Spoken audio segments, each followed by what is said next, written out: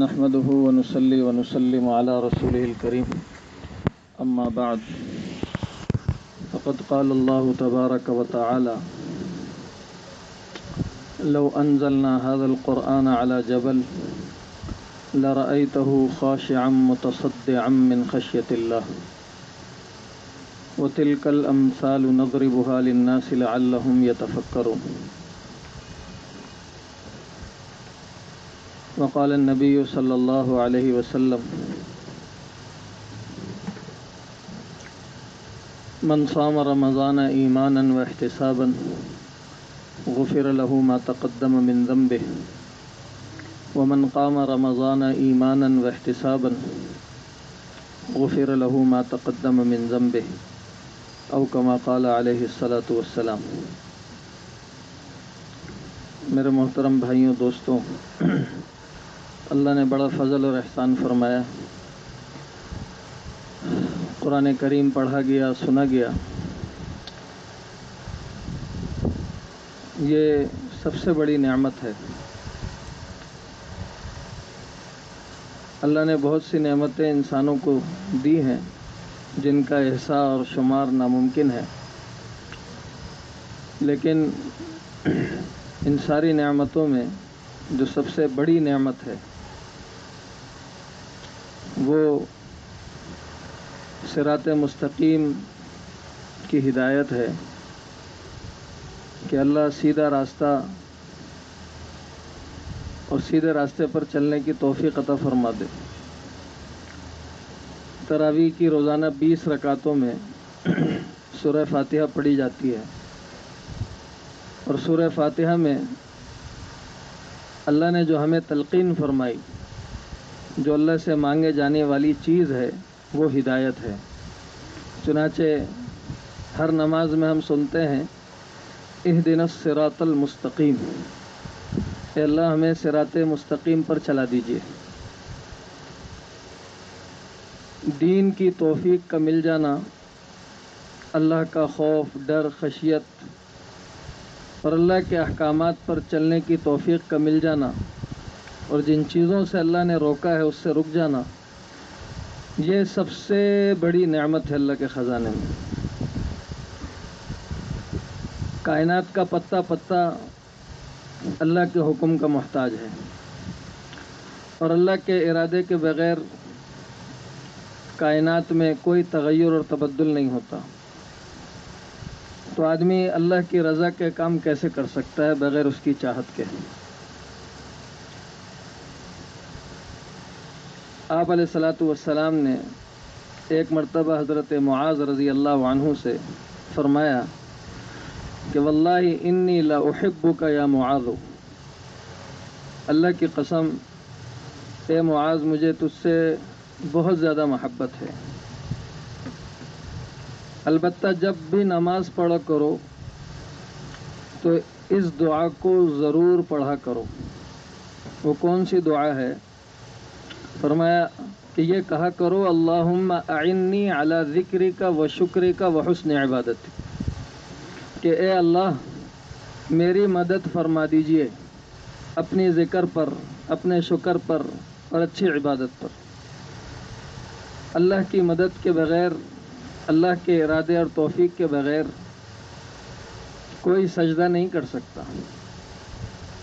اللہ کا چناؤ ہے، اللہ جن کو چاہتے ہیں ان کو توفیق دیتے ہیں. تو یہ اللہ کا محض انعام ہے، فضل ہے. یہ اللہ نے دوبارہ ماہ مبارک کی گھڑیاں ہمیں عطا فرمائی ہیں. اس کے دن میں بھی دعائیں قبول ہوتی ہیں، رات میں بھی دعائیں قبول ہوتی ہیں، قرآن کریم کے اختتام پر دعائیں قبول ہوتی ہیں.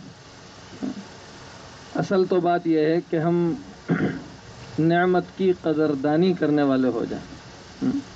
پہلے تو وہ نعمت کو دل سے پہچانے کہ یہ نعمت کیسی ہے، اس کے بعد اس کی قدردانی ملتی ہے. کاش کہ ہمیں قرآن کی نعمت کا اندازہ ہو جائے، رمضان کی نعمت کا اندازہ ہو جائے، اللہ کی خصوصی رحمتیں، برکتیں اس مہینے میں اتر رہی ہیں، اس کا اندازہ ہو جائے. اس لیے کہ شکر ایک دل سے ہے. پہلے نعمت کو دل سے آدمی پہچانتا ہے، پھر زبان سے اس کا شکر ادا کرتا ہے، اور پھر اعضاء اور جوارح سے عملی طور پر اس کا شکر ادا کرتا ہے۔ تو اللہ نے جو یہ ہمیں نعمت دی ہے نا، اس کو پہلے ہم پہچانیں یہ نعمت قرآن کیا ہے۔ ایک چھوٹا بچہ ہے، اس کے سامنے اتنا، اس کے ہاتھ میں اگر ہم ہیرا رکھ دیں، ہیرا، وہ پھینک دے گا، اور اس کو ٹافی دے دے تو کھا لے گا، اس لیے کہ ٹافی کی نعمت کو وہ دل سے جانتا ہے، اس کا فائدہ جانتا ہے، لیکن ہیرے کی نعمت کو وہ نہیں جانتا۔ اس کو پہلے سمجھانا پڑے گا کہ اس کے پیچھے لاکھوں ٹافیاں چھپی ہوئی ہیں، اس کے پیچھے لاکھوں نعمتیں چھپی ہوئی ہیں، لیکن وہ اس کو پتہ نہیں چلے گا۔ کاش کہ ہمیں یہ دین اور قرآن کی نعمت کا اندازہ ہو۔ قرآن میں اللہ نے کیا فرمایا؟ لو انزلنا هذا القرآن على جبل، اگر اس قرآن کو ہم پہاڑ پر اتارتے تو لرأيته خاشعا متصدعا من خشیت اللہ، یہ اللہ کے خوف سے ریزہ ریزہ ہو جاتا۔ پھر آگے اللہ فرماتے ہیں وَتِلْكَ الْأَمْثَالُ نَضْرِبُهَا، یہ مثالیں ہم بیان کرتے ہیں لَعَلَّهُمْ يَتَفَكَّرُونَ، تاکہ غور و فکر کریں، سوچیں۔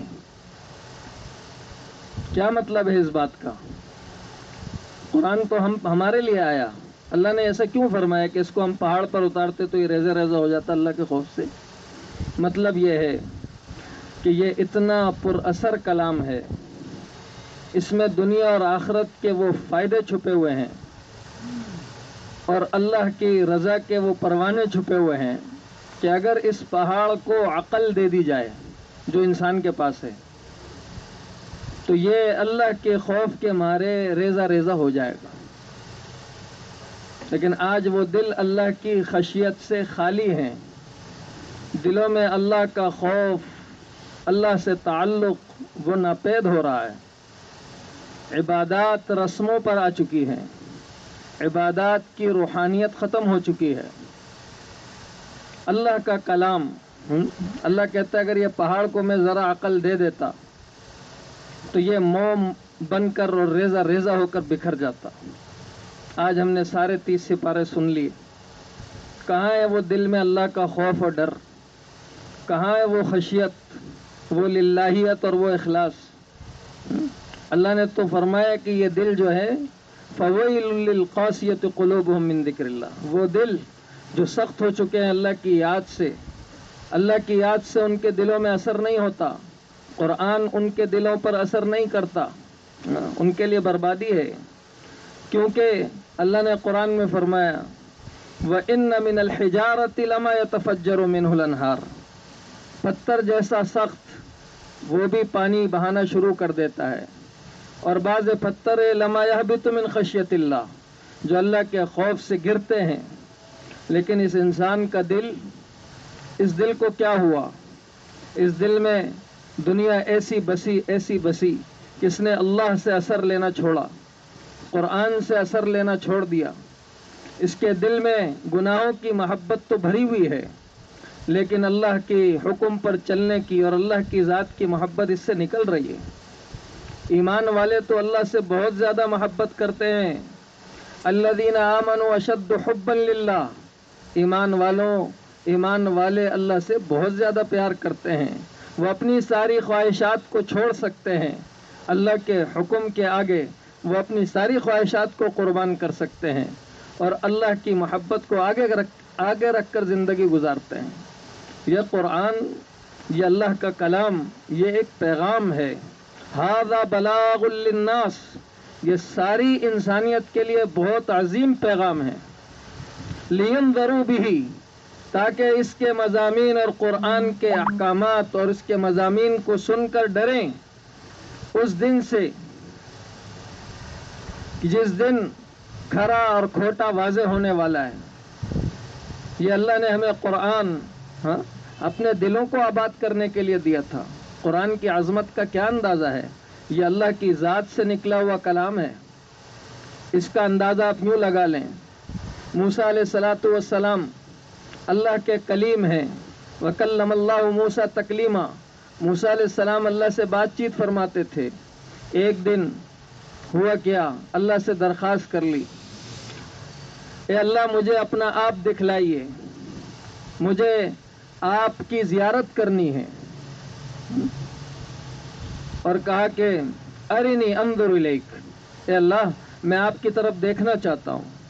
اللہ نے فرمایا لن ترانی، ہرگز نہیں دیکھ سکو گے۔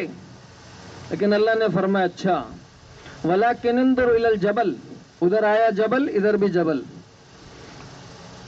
پہاڑ کو دیکھو، اگر یہ اپنی جگہ پر ٹھہر گیا فسوف ترانی، چلو تمہاری ضد پوری کر دیتے ہیں، تم دیکھ لو گے۔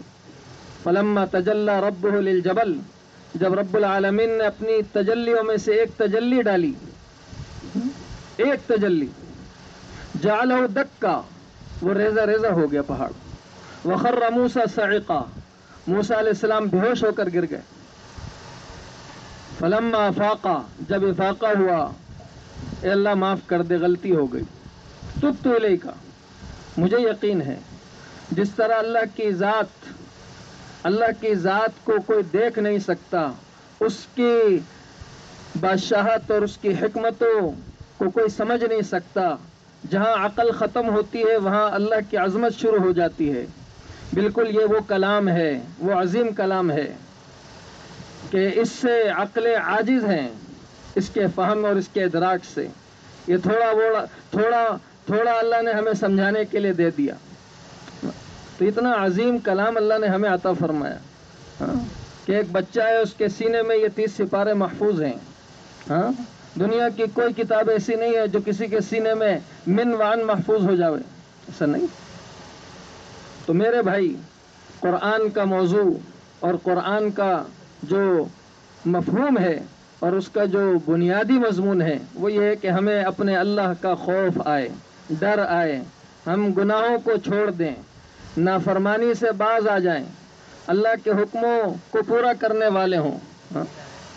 فرمایا کہ ایمان والے ان سے گناہ ہوں گے، وَإِذَا فَعَلُوا فَاحِشَةً أَوْ ظَلَمُوا أَنفُسَهُمْ، جب گناہ کر لیتے ہیں، اپنے نفسوں پر زیادتی کر لیتے ہیں، ذَكَرُوا اللَّهَ، تو ان کو اللہ یاد آ جاتا ہے، فَاسْتَغْفِرُوا لِذُنُوبِهِمْ، پھر گناہوں کی توبہ کرتے ہیں اور معافی مانگتے ہیں، وَلَمْ يُصِرُّوا عَلَى مَا فَعَلُوا، لیکن جو کر جاتے ہیں اس پر اصرار نہیں کرتے۔ آج امت گناہوں کے اصرار پر آ چکی ہے، اب تو گناہ بھی گناہ نہیں لگتا۔ یہ آنکھیں حرام دیکھنے کی عادی ہو گئیں، یہ کان حرام سننے کے عادی ہو چکے ہیں، اب گناہ نہیں لگ رہا۔ اور اللہ تبارک و تعالی کا فرمان ہے فَلَمَّا نَسُوا مَا ذُكِّرُوا بِهِ أَغْرَيْنَا بَيْنَهُمُ الْعَدَاوَةَ، دنیا کا عذاب کیا آئے گا نافرمانی پر، دلوں میں اللہ نفرتیں ڈالیں گے، دل ٹوٹے ہوئے ہوں گے، زبانوں پر محبتیں ہوں گی لیکن دل میں نفرتیں ہوں گی، کس وجہ سے؟ نافرمانی کی وجہ سے۔ تحابوا بالالسن وتباغضوا بالقلوب، زبانوں سے محبت کے جملے ہوں گے لیکن دلوں میں نفرتیں ہوں گی۔ گھروں میں سکون نہیں آئے گا جب تک نافرمانی کو نہیں چھوڑیں گے۔ پھر جب ایک بہت عمدہ زمین ہے، اس میں کھاد بھی اعلیٰ نسل کی ڈالی جا رہی ہے اور اس میں بہترین بیج استعمال کیا جا رہا ہے، لیکن جو اس میں سنڈی اور کیڑے ہیں اس کا اگر علاج نہیں کیا گیا تو یہ ساری محنت ضائع ہو جائے گی۔ ایسا ہی ہے نا بھائی؟ اسی طرح یہ گناہ ہیں، یہ سنڈی کی طرح ہمارے ایمان کو کھا رہے ہیں۔ اگرچہ ہم کتنی اچھی اطاعت کر لیں، کتنا ہی اچھا کر لیں، لیکن یہ سنڈی کی طرح ہمارے ایمانوں کو کھا رہی۔ یہ ماہ رمضان اللہ نے ہمیں تقوی کے لیے دیا ہے، لعلکم تتقون، تاکہ تمہارے اندر پرہیزگاری ہے، تم نافرمانی سے باز آ جاؤ۔ اور آج نافرمانی عام ہو گئی ہے۔ میں کہ جب امت میں زنا عام ہوگا تو پھر زلزلے آئیں گے، سود عام ہوگا تو اللہ ظالموں کو مسلط کریں گے۔ یہ پیغمبر صلی اللہ علیہ وسلم کی سچی باتیں ہیں۔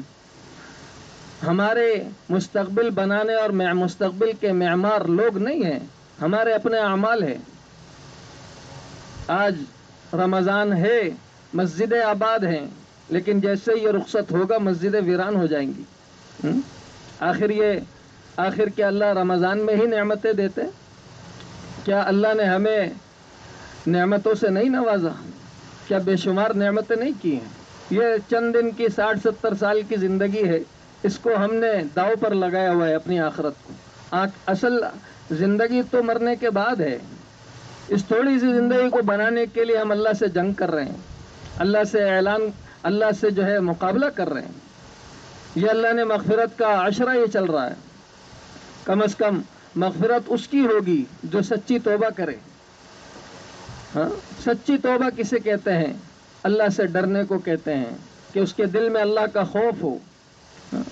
آج تنہائی میں رونا نہیں آتا اللہ کے سامنے، آج تنہائی میں اللہ سے محبت نہیں ہے، اللہ سے مانگنا نہیں ہے۔ مغفرت اور اجر کبیر اور اجر عظیم تو اللہ سے ڈرنے والوں کے لیے ہے۔ ان الذین یخشون ربہم بالغیب لہم مغفرۃ واجر عظیم، کہ جو لوگ اللہ سے ڈرتے ہیں، قیامت کے دن عرش کا سایہ کسے ملنے والا ہے؟ فرمایا وہ شخص جو تنہائی میں اللہ کو یاد کرے، ففاضت عیناہ، اور اس کی آنکھوں سے آنسو بہنے لگے، وہ اللہ کی محبت میں تنہائی میں اللہ کو راضی کرے۔ آج ہماری تنہائیاں کیسی ہیں؟ آج موبائل میں ہم اپنی تنہائیاں کیسی گزار رہے ہیں؟ سوتے سوتے گناہ، اٹھتے اٹھتے گناہ۔ فرمایا قیامت کے دن آپ صلی اللہ علیہ وسلم نے فرمایا، حضرت ثوبان رضی اللہ عنہ فرماتے ہیں، آپ نے فرمایا کہ قیامت کے دن میری امت کے بہت سے لوگ ایسے آئیں گے کہ حسناتہم کامثال جبال تہامہ، کہ ان کی نیکیاں اور ان کے اعمال اتنے زیادہ ہوں گے جیسا کہ تہامہ کے پہاڑ ہوتے ہیں، بڑے بڑے پہاڑوں جیسے۔ لیکن آپ علیہ الصلوۃ والسلام نے فرمایا یہ لوگ پھر بھی جہنم میں جائیں گے، پھر بھی یہ لوگ جہنم میں جائیں گے۔ حضرت ثوبان رضی اللہ عنہ نے پوچھا یا رسول اللہ من ہم، کون ہوں گے وہ؟ کہا کہ ہم میں سے ہی ہوں گے، مسلمان ہوں گے، لیکن ایسا کیوں ہوگا؟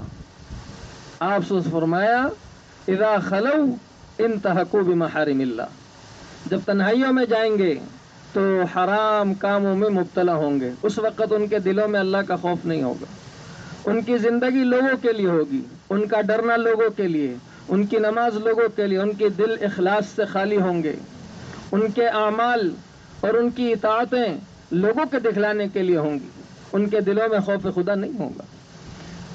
تو دل اللہ کی ذات سے متاثر ہو جائے، یہ ہے رمضان کا مقصد، اللہ کا خوف دل میں آ جائے۔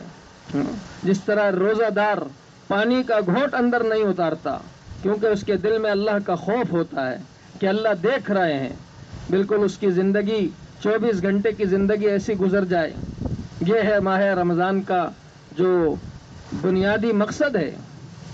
اور پھر اللہ نے فرمایا دوسری آیت میں شہر رمضان الذی انزل فیہ القرآن، یہ رمضان کا وہ عظیم مہینہ ہے جس میں قرآن کو اتارا گیا۔ یہ قرآن برکت کی کتاب نہیں ہے کہ اس کو ایصال ثواب کے لیے یا کارخانے کی برکت کے لیے یا دکان کی برکت کے لیے پڑھا جائے۔ ھدی للناس، اس میں تو بڑی رہنمائی ہے، بہت زیادہ رہنمائی ہے۔ وبینات من الہدی والفرقان، حق اور باطل میں تمیز کرنے والی یہ کتاب ہے۔ اس کتاب میں ہدایت ہے، لیکن اللہ آگے فرماتے لعلکم تشکرون، تمہارے اندر تاکہ شکر پیدا ہو۔ ہم نے تو قرآن کی نعمت کو سمجھا ہی نہیں ہے، شکر کیسے کریں گے؟ یہ قرآن کی نعمت ہے، قرآن فذکر بالقرآن من یخاف وعید، قرآن کے ذریعے سے نصیحت کرو، لیکن وہ آدمی جو اللہ کی وعیدوں سے اور اس کے ڈرانے سے ڈرتا ہو۔ آج میرے بھائی ہمارے سامنے صرف رسومات ہیں، اندر کی روح بیدار نہیں ہے۔ یہ روح اس وقت سکون میں آئے گی جب اس روح میں اللہ کی عظمت اتر جائے گی، اللہ کی کبریائی اتر جائے گی، اور اللہ کی عظمت کو ہم صحیح معنوں میں سمجھ لیں گے، پھر پتہ چلے گا۔ اور تیسری چیز اس مہینے کے اعتبار سے کیا فرمایا کہ وَإِذَا سَأَلَكَ عِبَادِي عَنِّي فَإِنِّي قَرِيبٌ، اے نبی اگر آپ سے میرے بندے میرے بارے میں پوچھیں کہ میں کہاں ہوں تو فرمائیے فَإِنِّي قریب۔ ادھر قل نہیں ہے، دوسری جگہ آیات کے اندر یوں آیا کہہ دیجئے، لیکن یہاں قل نہیں فرمایا، اللہ نے کہا فَإِنِّي قریب، میں تو ہوں قریب۔ اجیب دعوت الداعی اذا دعان، اور وہ اللہ قرآن میں کہتا ہے جو مجھے پکارے گا میں اس کی پکار کو ضرور قبول کروں گا. اجیب دعوت الداعی اذا دعان، لیکن اللہ آگے شرط لگاتے ہیں. آج ہم سب اجیب دعوت الدعان پہ عمل کر رہے ہیں. اللہ کہتا ہے فلیستجیبوا لی، تم بھی تو میرے تابعدار ہو جاؤ. تم گناہوں پر گناہ کرتے رہو اور مجھ سے آ کے معافیا مانگتے رہو. اللہ تو قلوب کو خوب جانتا ہے، جس کے دل میں اللہ کا خوف اور ڈر اللہ کو خوب پتہ ہے، علیم بذات الصدور ہے. لیکن اللہ نے شرط یہ لگائی ہے فلیستجیبوا لی، میرا بھی تو کہنا مانو، ولیؤمنوا بی، مجھ پر بھی تو یقین کرو. پھر آگے فرمایا لعلہم یرشدون، اب فرمایا کہ ہاں اب راہ راست پر ملو گے.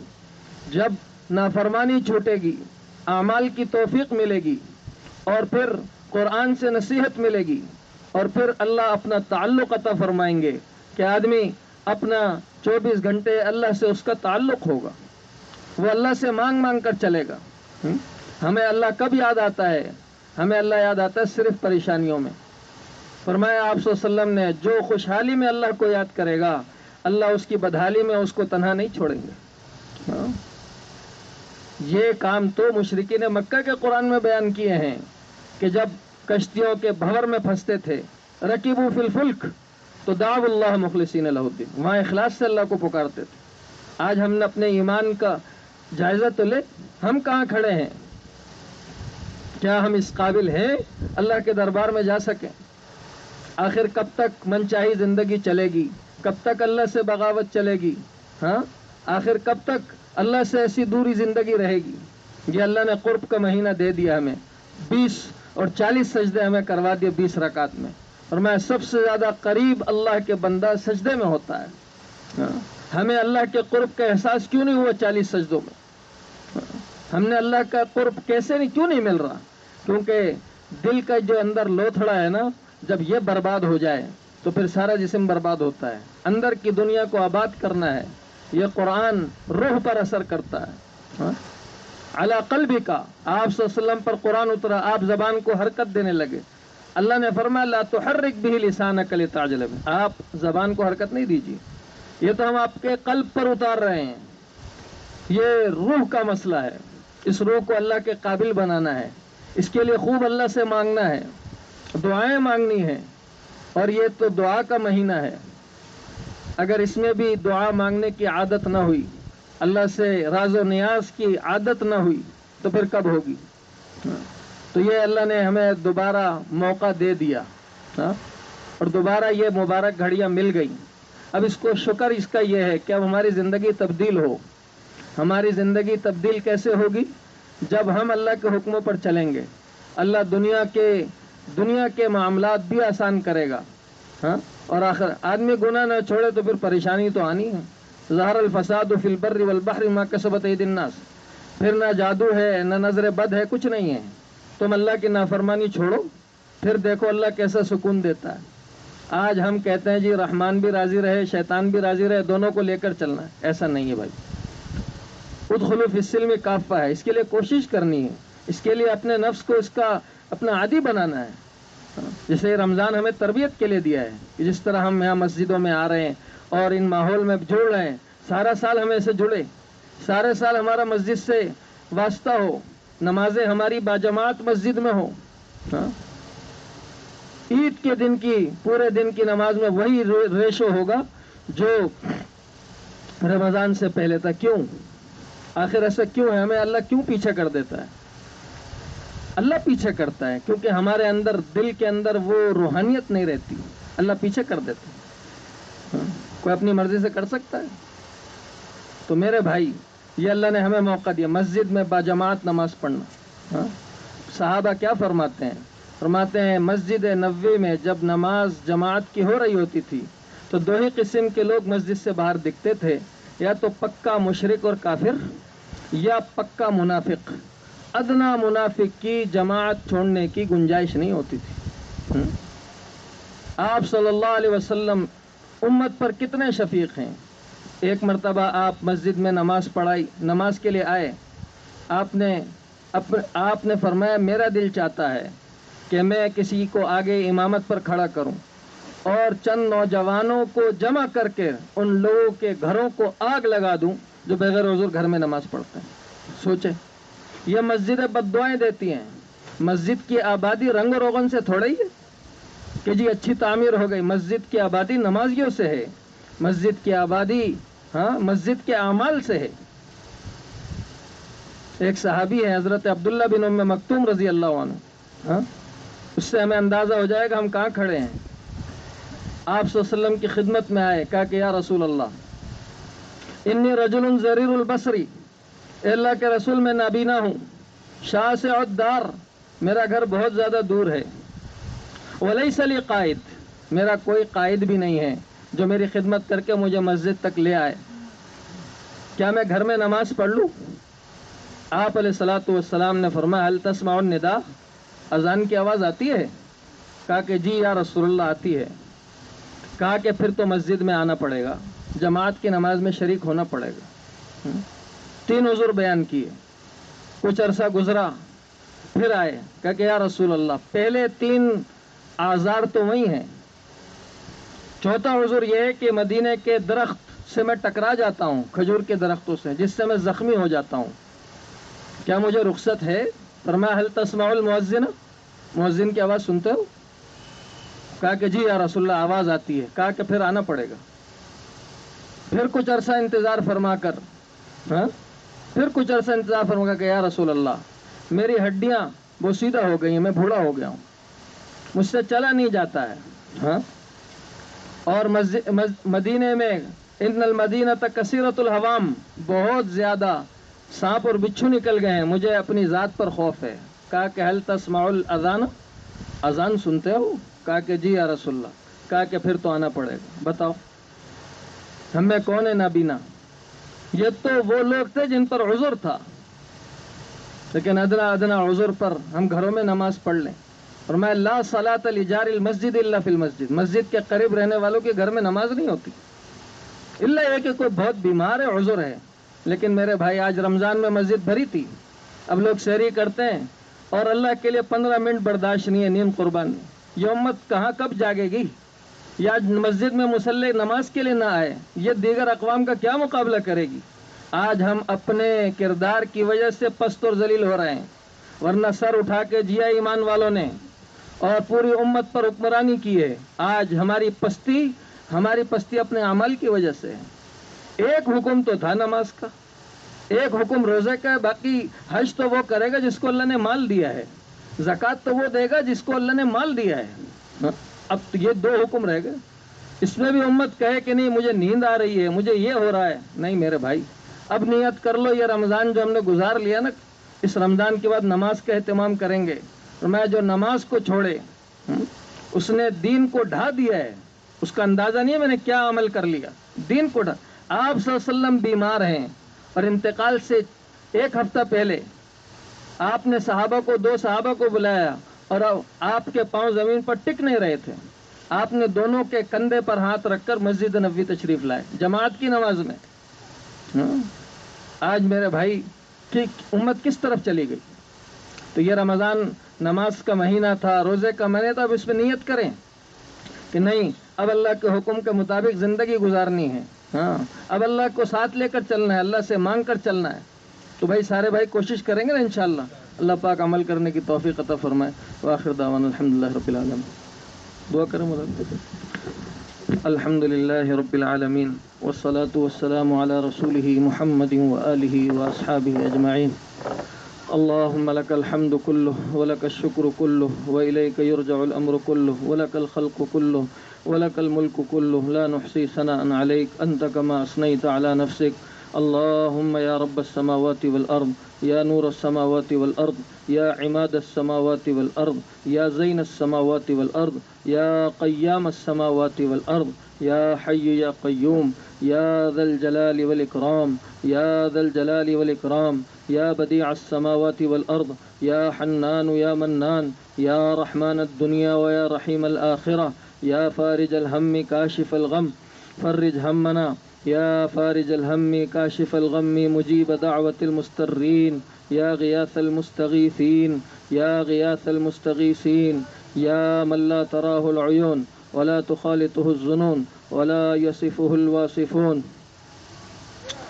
يا مونس كل وحيد، يا صاحب كل فريد، يا قريبا غير بعيد، يا شاهدا غير غائب، يا غالبا غير مغلوب، يا غالبا غير مغلوب، يا حي يا قيوم، يا حي يا قيوم، يا حي يا قيوم، برحمتك نستغيث، برحمتك نستغيث. أصلح لنا شأننا كله ولا تكلنا إلى أنفسنا طرفة عين. اللهم أنت حق من ذكر وأحق من عبد وأرأف من ملك وأجود من سئل وأوسع من أعطاه. اللهم أنت الملك لا شريك لك والفرد لا ند لك، كل شيء هالك إلا وجهك. يا حي يا قيوم، يا حي يا قيوم. ربنا ظلمنا أنفسنا وإن لم تغفر لنا وترحمنا لنكونن من الخاسرين. ربنا لا تزغ قلوبنا بعد إذ هديتنا وهب لنا من لدنك رحمة إنك أنت الوهاب، إنك أنت الوهاب. ربنا آتنا في الدنيا حسنة وفي الآخرة حسنة وقنا عذاب النار. ربنا اغفر لنا ولإخواننا الذين سبقونا بالإيمان ولا تجعل في قلوبنا غلا للذين آمنوا ربنا إنك رؤوف رحيم، ربنا إنك رؤوف رحيم. ربنا وآتنا ما وعدتنا على رسلك ولا تخزنا يوم القيامة، ولا تخزنا يوم القيامة إنك لا تخلف الميعاد. اللهم اقسم لنا من خشيتك ما تحول به بيننا وبين معاصيك، ومن طاعتك ما تبلغنا به جنتك، ومن اليقين ما تهون به علينا مصائب الدنيا. اللهم ومتعنا بأبصارنا وأسماعنا ما أحييتنا واجعله الوارث منا، واجعل ثأرنا على من ظلمنا، ولا تجعل مصيبتنا في ديننا، ولا تجعل مصيبتنا في ديننا، ولا تجعل الدنيا أكبر همنا ومبلغ علمنا. اللهم طهر قلوبنا من النفاق، وأعمالنا من الرياء، وألسنتنا من الكذب، وأعيننا من الخيانة، فإنك تعلم خائنة الأعين وما تخفي الصدور. اللهم أغننا بالعلم وزينا بالحلم وأكرمنا بالتقوى وجملنا بالعافية. إليك رب فحببنا، وفي أنفسنا لك رب فذللنا، وفي أعين الناس فعظمنا، ومن سيئة الأخلاق فجنبنا، وعلى صالح الأخلاق فقومنا، وعلى الأعداء أعدائك أعداء الإسلام فانصرنا. اللهم انصرنا ولا تنصر علينا، اللهم امكر لنا ولا تمكر علينا، اللهم أعطنا ولا تحرمنا، اللهم زدنا ولا تنقصنا، اللهم آثرنا ولا تؤثر علينا. اللهم إنا نعوذ بك من زوال نعمتك وتحول عافيتك وفجاءة نقمتك ومن جميع سخطك يا